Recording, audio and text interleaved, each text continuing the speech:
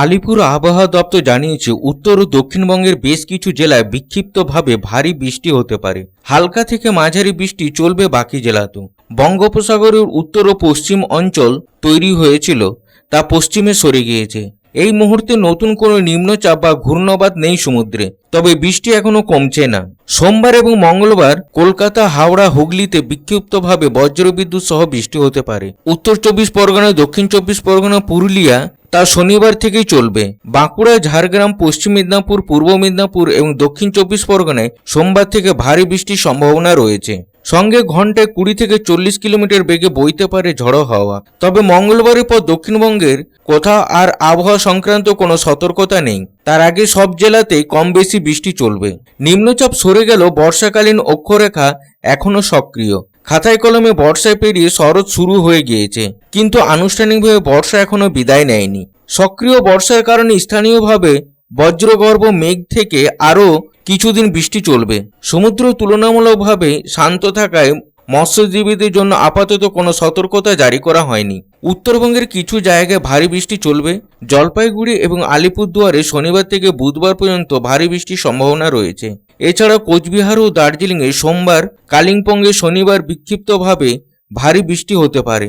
উত্তর দিনাজপুর, দক্ষিণ দিনাজপুর, মালদে আপাতত ভারী বৃষ্টির সম্ভাবনা না থাকলেও শনিবার থেকে মঙ্গলবার পর্যন্ত এই জেলাগুলিতে বিক্ষিপ্ত বৃষ্টি চলবে। বৃষ্টির পরিমাণ আগের চেয়ে কমেছে, সঙ্গে পাল্লা দিয়ে গরম বাড়তে শুরু করেছে।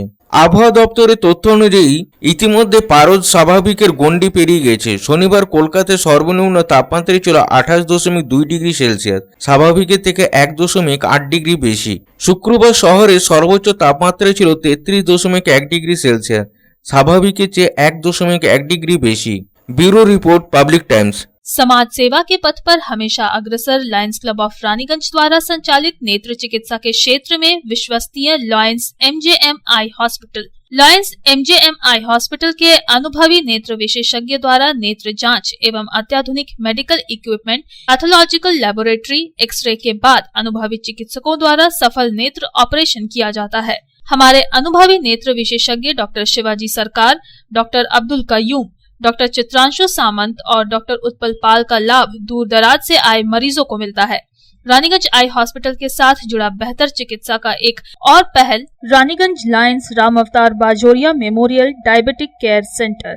यहाँ भी मरीजों को मिलेंगे अनुभवी चिकित्सक एवं अत्याधुनिक लैब की सुविधा। Raniganj Lions MJM eye hospital की बेहतर चिकित्सा के लिए दक्षिण बंगाल ही नहीं बल्कि झारखंड, बिहार एवं ओडिशा राज्य से भी मरीज चिकित्सा कराने आते हैं। मरीजों के सुविधार्थ उपलब्ध है 24 घंटे एम्बुलेंस एवं हाइजीनिक रेस्टोरेंट की सुविधा। Raniganj Lions MJM eye hospital, NSB road, Raniganj. Contact number 0341244525, 2443205, 2445242।